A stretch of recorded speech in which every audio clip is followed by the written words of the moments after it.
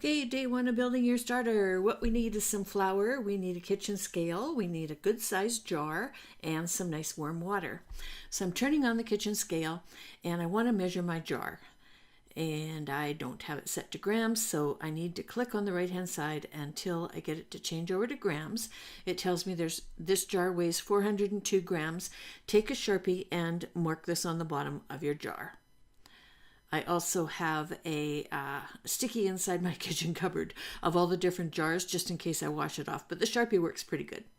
Okay, then you want to tar it out to 0. That was that left-handed button that will evaluate the jar and bring it back to 0 so that we can measure the flour. Okay, and we're going to start adding the flour.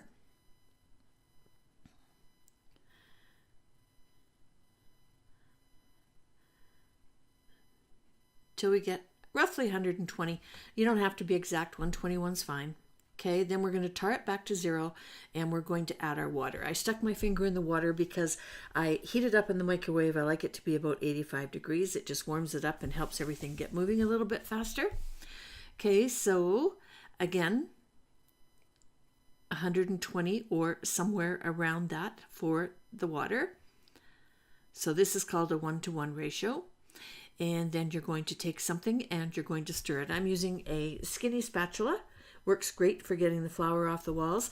And when you're mixing this, you want to make sure that you get all the flour wet. The flour is the food, okay? So it's going to feed on the flour. And you want to get all of the dry stuff away from the edges of the jar, okay? And get it going. And I just ran and got a piece of paper towel. Put your spatula down on the paper towel. This stuff is super, super, super sticky. And you want this to breathe, so you don't want to put the jar lid back on real tight. I like to cover it with paper towel and secure it with a rubber band. And that's the end of day one.